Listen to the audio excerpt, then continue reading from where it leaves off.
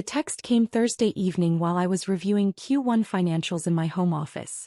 Claire, Easter brunch is family only this year. Michael's parents are flying in from Connecticut. His managing director might stop by. Having you there would create questions. You understand? I stared at the message for a long moment. Michael Chen, Goldman Sachs vice president. My sister Claire's fiancé of 8 months. The man she'd been parading around like a trophy since their engagement party at some overpriced steakhouse in Tribeca. I typed back. No explanation needed. No hurt feelings expressed. Just acceptance. My phone buzzed immediately. Claire explained about Easter. It's probably for the best, sweetie. Michael's family is very established. You know how these finance people are. Dad, your mother and I think it's mature of you to understand. We'll save you some ham. I set my phone down and returned to the acquisition proposal from Meridian Capital. They wanted to buy my fintech company Payroute Analytics for $340 million. All cash. The deal would close in 6 weeks. My VP of Corporate Development had been negotiating for 3 months. Meridian's team was flying in Monday morning for final due diligence. Their managing director, Richard Walsh, would personally lead the meeting. I'd built Payroute from nothing. 5 years ago, I was a data analyst at a mid-tier consulting firm making $68,000 a year. I'd noticed a gap in the market. Small businesses couldn't access the kind of payment routing optimization that enterprise companies used. They were losing 3 to 7% of revenue to inefficient payment processing. So I'd built an algorithm. Started with freelance clients. Reinvested every dollar. Hired my first engineer when I hit $200,000 in annual revenue. Now we processed $8.7 billion in transactions annually for 12,000 clients. My family knew I did something with computers. They knew I had a little tech startup. They'd stopped asking questions years ago when my answers got too technical. Claire had always been the golden child. Phi Beta Kappa at Cornell. Consultant at McKinsey for 3 years before moving to a boutique strategy firm. She made $190,000 a year and never let anyone forget it. When she'd gotten engaged to Michael Chen, the family group chat had exploded with congratulations. Goldman Sachs, Wharton MBA. Vice president at 29. His parents owned a pharmaceutical company. I'd sent, congratulations. Happy for you. Claire had replied privately, thanks. I know this must be hard for you to watch. But you'll find someone eventually. I was 31. Single. No Ivy League degree, just a state school BS in mathematics. From the outside I probably did look like the family disappointment. What they didn't know. I'd been featured in the Wall Street Journal's Tech Founders Under 35 profile 3 months ago. Forbes had ranked Payroute number 47 on their fast-growing private companies list. I'd been invited to speak at FinTech Summit 2024 in Singapore. I kept it quiet deliberately. When you grow up as the overlooked sibling, you learn to move differently. You build in silence. You let results speak. And Monday results would speak very loudly. Easter Sunday I went to my favorite brunch spot in Brooklyn. A quiet French place where nobody knew me. I ordered eggs Benedict and read the Sunday Times. My phone stayed silent. No family photos. No updates. Around 2 p.m. my phone buzzed. Claire, Easter brunch photo. The image showed my parents, Claire, Michael, and an older couple I assumed were Michael's parents. Everyone in pastels and spring florals. Champagne flutes raised. The table set with my mother's good china. They were at my parents' house in Westchester. The same dining room where I'd eaten thousands of meals. The same table where I'd done homework while Claire got help from expensive tutors. I zoomed in on Michael Chen. Handsome. Confident smile. Custom suit even for casual brunch. The kind of guy who'd grown up assuming doors would open for him. Wish you were here, sweetie. Saved you a plate. I didn't respond. Instead, I opened my email and reviewed tomorrow's schedule one more time. 9 a.m. Meridian Capital arrival, executive conference room 9:30 a.m., presentation of Q1 financials 10:30 a.m., technology demonstration 11:30 a.m., due diligence Q&A 1 p.m., working lunch 2:30 p.m., terms discussion with Richard Walsh. My assistant had confirmed everything Friday. Coffee preference for each attendee. Dietary restrictions. Car service from their hotel. Richard Walsh. Managing Director at Meridian Capital. Former Goldman Sachs partner. One of the most respected dealmakers in fintech investing. I'd researched him thoroughly. MIT undergrad. Harvard MBA. 30 years in finance.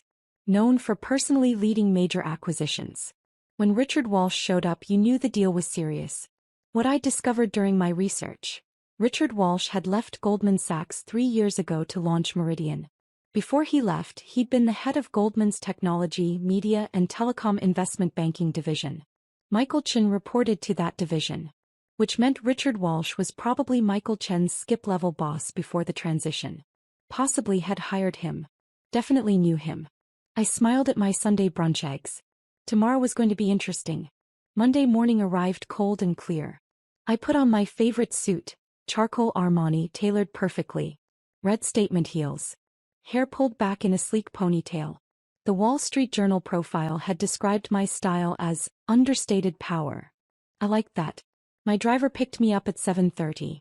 Payroute's headquarters occupied 3 floors of a renovated building in Soho. Exposed brick floor-to-ceiling windows, modern furniture. We designed it to impress. I arrived at 8:15. My executive team was already there. Meridian confirmed arrival for 9 a.m. sharp, my CFO Samantha said. Walsh is bringing 4 people. Legal, finance, tech due diligence, and an executive VP. Perfect. Presentation loaded. Ready to go. Q1 numbers are stellar. We exceeded projections by 23%. I walked into the executive conference room. My team had set it up flawlessly. Leather chairs around a glass table. Screens ready for presentation. Coffee station with premium beans. Pastries from the French bakery I loved. On the wall behind my seat, framed press coverage. The Wall Street Journal profile with my photo. Forbes fast-growing companies feature. TechCrunch article about our Series C funding. Business Insider piece on women-led fintech companies. The Wall Street Journal profile was the largest. Full-color photo of me in the same conference room, arms crossed, confident smile. The headline, How Rachel Morrison Built a $400 million Fintech Empire in 5 Years. I changed my last name legally at 25. Morrison was my maternal grandmother's maiden name. My family still knew me as Rachel Chen. Yes. Same last name as Michael. Common Chinese surname. Pure coincidence. Or perhaps fate had a sense of humor. At 8:55 reception called. Ms. Morrison, the Meridian Capital team has arrived. Send them up. I stood at the elevator bank as the doors opened. 4 people emerged in business formal. 3 men, 1 woman. At the front, Richard Walsh. 62 years old according to LinkedIn. Silver hair, custom suit, the kind of presence that commanded rooms. He extended his hand. Ms. Morrison. Richard Walsh. Thank you for hosting us. Mr. Walsh. Welcome to Payroute. I shook hands with his team. Please follow me. I led them to the conference room. Watched their eyes take in the space. The press coverage on the walls. The panoramic view of downtown Manhattan. Impressive operation, Walsh said, settling into a chair. His eyes landed on the Wall Street Journal profile. He studied it for a moment. I read this piece when it published. Compelling story. Thank you. Shall we begin? For the next 90 minutes my team presented. Samantha walked through financials. Revenue growth, profit margins, customer acquisition costs. Our CTO demonstrated the technology platform. Our VP of sales showed client testimonials and retention rates. Walsh asked sharp questions. His team took extensive notes. This was a man who'd built his career on evaluating companies. Nothing got past him. At 11:30 we broke for the Q&A session. Your customer concentration looks healthy, Walsh said. No single client above 4% of revenue. How do you maintain such strong retention with small business clients? I walked him through our customer success model. The white glove onboarding. The algorithm improvements that saved clients an average of $47,000 annually in payment processing costs. And you're completely bootstrapped until Series C? He asked. Correct. I self-funded through year 3. Series C was purely for expansion capital, not survival. Remarkable. He made a note. Most founders can't resist taking early venture capital. I wanted to maintain control. Build something sustainable rather than chase hypergrowth. Walsh nodded approvingly. It shows in your unit economics. We broke for lunch at 1 p.m. My team had catered from a Michelin-starred restaurant nearby. The conversation shifted to industry trends, regulatory changes, competitive landscape. Walsh was impressive. Encyclopedic knowledge. Strategic thinker. The kind of person who saw 3 moves ahead. You mentioned you left Goldman Sachs to start Meridian, I said. What drove that decision? I'd spent 30 years building wealth for other people, he said. I wanted to build something of my own. Deploy capital toward companies I believed in, with founders who reminded me why I fell in love with finance in the first place. Founders like me? I smiled. Exactly like you. Patient. Focused on fundamentals instead of hype. He paused. You remind me of myself at your age, actually, though you're significantly ahead of where I was. At 2:30, Walsh's team stepped out to make calls. He asked if we could speak privately. Of course. I closed the conference room door. He sat back studying me. Rachel Morrison. You've built something exceptional here. The numbers work. The technology is sound. Your team is excellent. Thank you. I want to put something on the table. We came here prepared to offer $340 million as discussed. But after today, I'm recommending to my partners that we go to $385 million. All cash. 45-day close. I kept my expression neutral. Inside my heart raced. $385 million. That's generous. You've earned it. There's one thing I'm curious about, though. He gestured to the Wall Street Journal profile. The article mentions you changed your name legally at 25. Any particular reason? This was the moment. I could deflect. Change the subject. Keep my family separate from my professional life. But something in his question felt like he already knew. Family reasons, I said simply. I wanted to build something independent of family expectations. Understandable. He pulled out his phone. Speaking of family, this might be an odd question, but do you have a sister named Claire? My pulse quickened. I do. Interesting. She's engaged to one of my former analysts at Goldman, Michael Chen. We had brunch yesterday, Easter gathering. His parents and Claire's family. The room seemed to tilt slightly. Small world, I said carefully. Very small. Walsh's expression was unreadable. Michael mentioned his fiancé had a sister who worked in tech, but wasn't able to join us. Said something about you being busy with your startup. The air hung heavy between us. Claire and I have different perspectives on what I do, I said. Evidently. Walsh leaned forward. Here's what confuses me. Michael spent 20 minutes at brunch explaining how his future in-laws are successful but traditional. How his fiancée Claire is the accomplished one in the family. How the sister, you, is still finding her path. My hands clenched under the table. Michael seems to think you work at a small company. Maybe make $60,000-70,000 a year. He actually said, and I quote, "It's sweet that she's trying, but some people aren't cut out for high-level business." The words hit like physical blows. Walsh continued, and then I show up here this morning to negotiate a $385 million acquisition with Rachel Morrison, who I now realize is Rachel Chen, and I'm sitting across from the woman Michael described as a well-meaning failure. He doesn't know, I said quietly.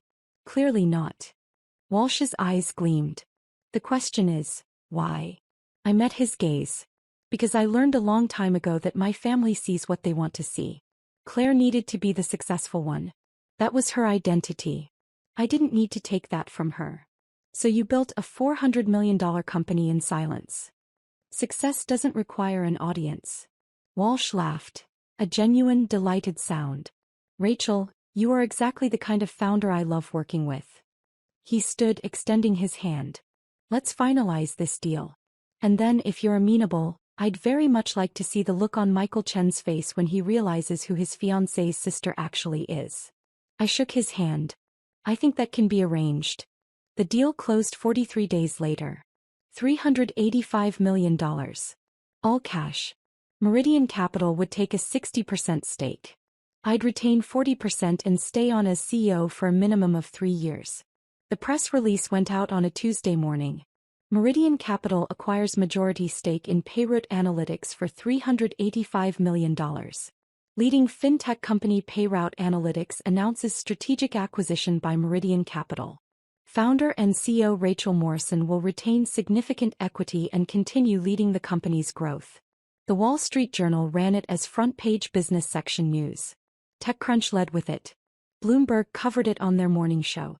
My phone started ringing at 6 a.m. I ignored the calls.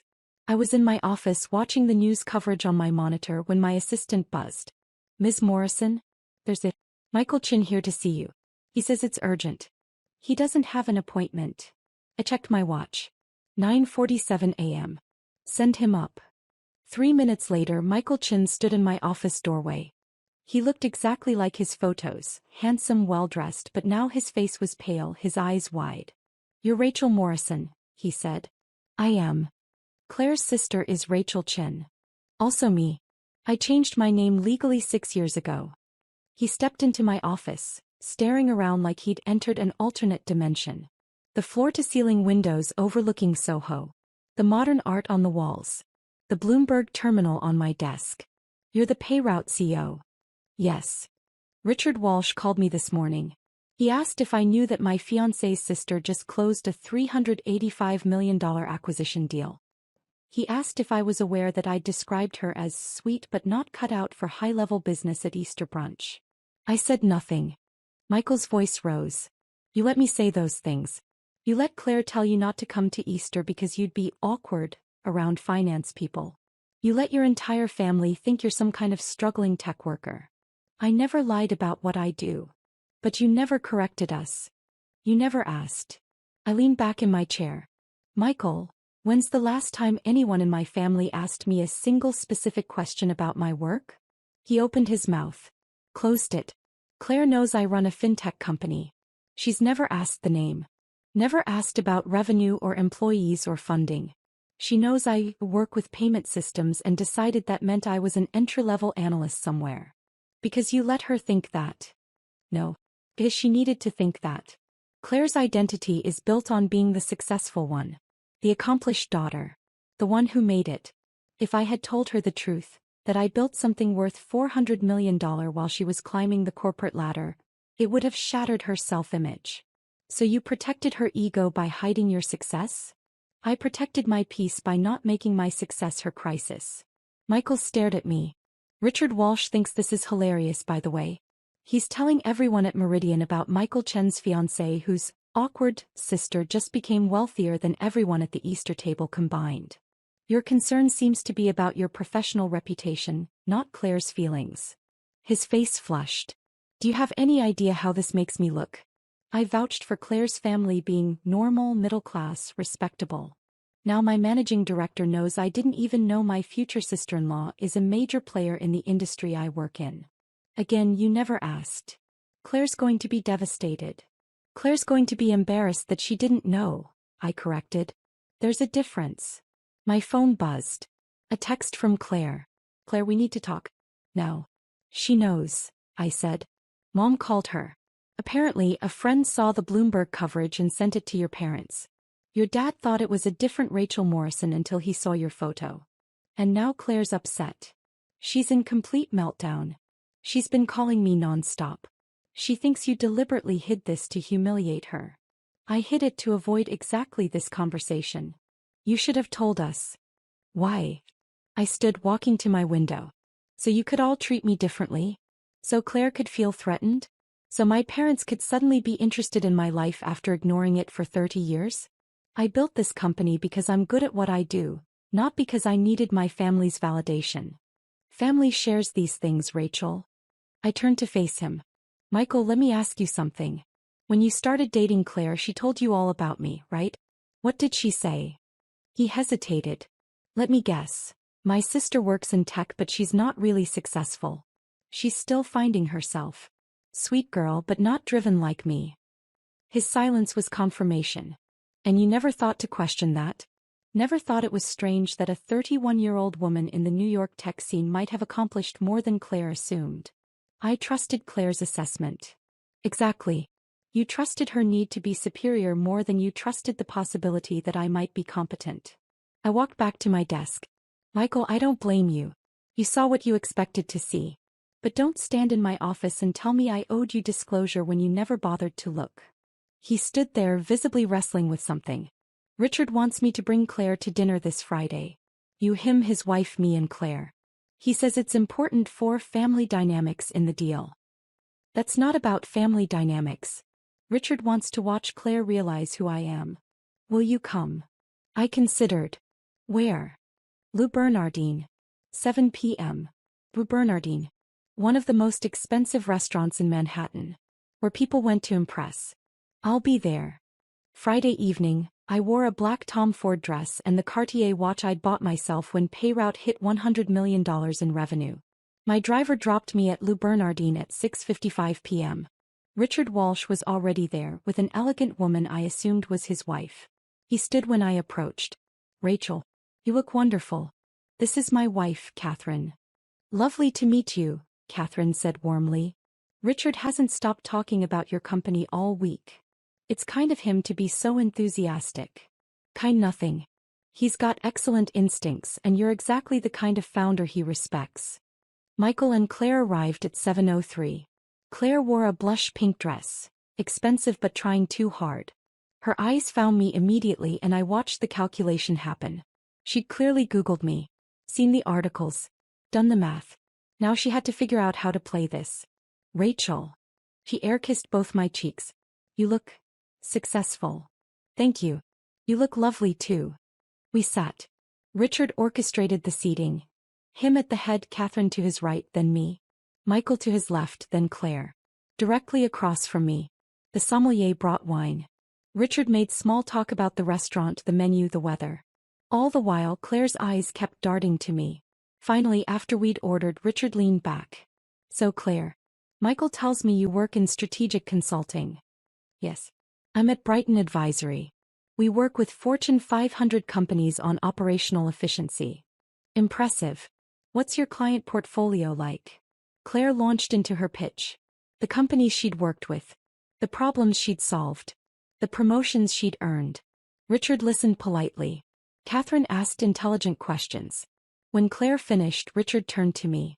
Rachel, tell Claire about the Q1 numbers. I think she'd find them interesting. Oh, I don't think, I started. Please. Humor me. I set down my wine. Q1 revenue was $127 million. We exceeded projections by 23%. Processed $2.4 billion in transactions. Added 847 new clients. EBITDA margin held at 34%. Claire's face froze. And the expansion plans? Richard prompted. We're opening European operations in Q3. Already have regulatory approval in the UK and Germany. Projected European revenue of $80 million by end of year 2. Outstanding. Richard turned to Claire. Your sister built quite an operation. Michael mentioned you two are close. Claire's smile was brittle. We're family. Rachel mentioned she couldn't make Easter brunch. That must have been disappointing. It was a small gathering, Claire said carefully. Of course. Michael mentioned his managing director might stop by. That was me actually. Richard's smile was pleasant. I remember you mentioning your sister worked in tech. Something about a startup? Michael looked like he wanted to disappear into his chair. Claire's eyes met mine. In them I saw the full scope of her realization. Not just that I was successful, but that I'd been successful the entire time she'd been pitching her career to me. Every condescending comment. Every dismissive assumption. I didn't realize Rachel's company was so substantial, Claire said. $400 million in valuation, Richard said cheerfully. Post-money, of course. With the acquisition, she's now one of the most successful fintech founders under 35 in the country. That's wonderful, Claire managed. And she did it while you were telling people she was finding her path, Richard added, his tone still pleasant but his eyes sharp. That must be quite a revelation. The table fell silent. Catherine cleared her throat delicately. Richard, darling, I think we've made our point. Have we? Richard took a sip of wine. Because I'm curious, Claire. When was the last time you asked your sister about her work? Really asked. Not assumed but inquired. Claire's face flushed. We don't really talk about work. No? That's interesting. Because Michael mentioned you spent quite a bit of time at Easter explaining your career to my wife and me. But when it came to Rachel, the description was, what was it, Michael? Michael looked miserable. I said she was still figuring things out. Right. Still figuring things out. Richard looked at me. Rachel, when you founded Payroute, what year was that? 2019. 5 years ago. And Claire, how long have you been at Brighton? 4 years. So Rachel was already building a company when you started your current position. And in those 5 years, you never once asked her how it was going? Never checked revenue? Never asked about funding or growth? She never mentioned it was successful. Claire's voice rose slightly. Did you ask if it was? Silence. I set down my fork. Richard, this isn't necessary. Isn't it? He looked at me seriously. Rachel, you're about to become a significant figure in this industry.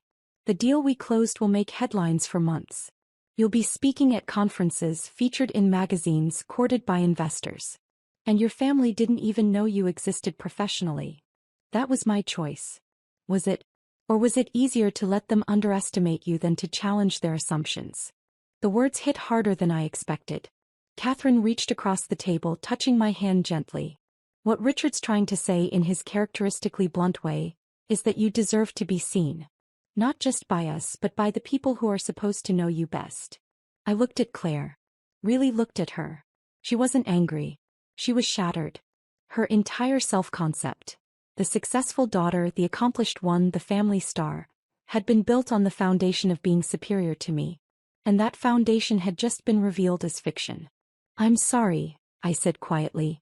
Claire's eyes widened. You're sorry. I let you build an identity around being better than me. That was unkind. I could have corrected you years ago. I didn't because it was easier to let you have that than to deal with the fallout. But you are better than me, Claire whispered. You built something worth $400 million. I make recommendations to companies. You're excellent at what you do. Your work matters. It just doesn't have to matter more than mine for you to be valuable. Her eyes filled with tears. I told you not to come to Easter because you'd be awkward. I know. I told everyone you were struggling. I know. And you just let me. Yes. Why? I took a breath. Because fighting with you about who's more successful seemed exhausting. And because I didn't need you to know. My success wasn't about proving anything to you. It was about building something I believed in. Claire wiped her eyes. I've been such an asshole. You've been protecting your ego. I understand that. Do you? Claire, I spent my entire childhood watching you be the favorite. The one with the tutors and the prep school and the Ivy League admissions counselor. I wasn't angry about it. I just decided to build a different kind of success. Michael spoke quietly. Richard called me into his office Wednesday. He asked if I understood that I'd spent Easter brunch insulting one of the most successful founders in the industry. He asked if I made a habit of dismissing people without knowing their credentials. What did you say? I asked. I said I was an idiot who believed my fiancé's assessment without questioning it. He agreed. He's right, Richard said unapologetically. Michael, you're a bright analyst. But you have a blind spot when it comes to assuming competence. You assumed Rachel was unsuccessful because Claire told you she was. You never verified. In our industry, that's a fatal flaw. I know, sir. Do better. I will. Richard turned to Claire. And you're talented at your job. But talent without humility is just arrogance. Your sister built something extraordinary while you were convinced she was failing. That should teach you something about assumptions. Claire nodded, tears still streaming. The dinner continued, awkward but honest. We talked about Payroute's future. Claire asked questions, real questions, about the technology, the business model, the growth strategy. I answered them. By dessert, the tension had shifted into something else. Not resolution exactly, but the beginning of actual understanding. As we left, Claire pulled me aside. Can we have coffee? Just us. I need to actually know you. Not the version I invented. I'd like that. And Rachel, I'm sorry. For all of it. The dismissiveness. The assumptions. Telling you not to come to Easter. I forgive you. Just like that. Claire, holding grudges takes energy I'd rather spend building things. She laughed through her tears.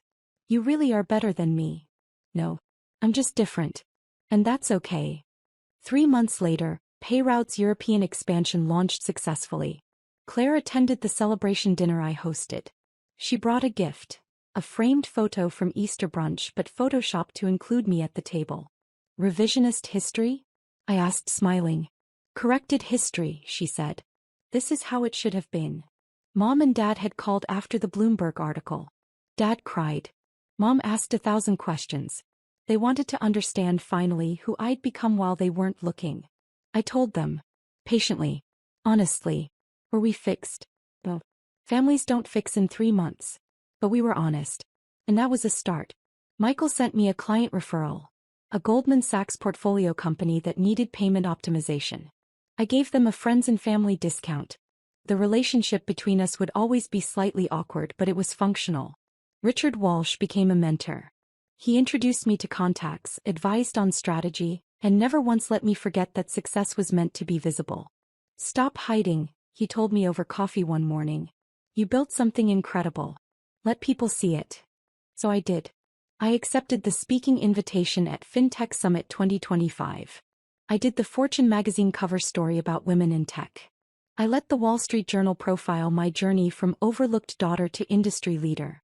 And when people asked why I'd kept quiet for so long, I told them the truth. I wasn't ready to be seen until I was sure of who I was. Success doesn't require an audience. But once you're certain of your foundation, there's power in letting people witness what you've built. Claire called me the night the Fortune cover released. You look incredible, she said. Thank you. I'm proud of you. I should have said that years ago. You're saying it now. That matters. Rachel. Yes. Next Easter. You're coming. No excuses. And I'm telling everyone exactly who you are. I smiled. I'd like that. Because ultimately that's what I'd learned. You can build success in silence. You can protect yourself by staying small in others' eyes. You can avoid conflict by accepting their limited vision of who you are. But there's a profound freedom in being fully seen. Not despite your success but because of it. My family thought Easter brunch was too sophisticated for me. They thought Goldman Sachs people were above my understanding. They thought I needed to be protected from my own inadequacy. They were wrong. And now they knew it. Not because I'd fought to prove them wrong, but because I'd built something so undeniable that the truth revealed itself. Richard Walsh had been right. Success doesn't require an audience. But it's so much sweeter when the people who underestimated you finally see who you've become. And the look on Michael Chen's face when he walked into my office that Tuesday morning? That was worth every quiet year of building in the shadows.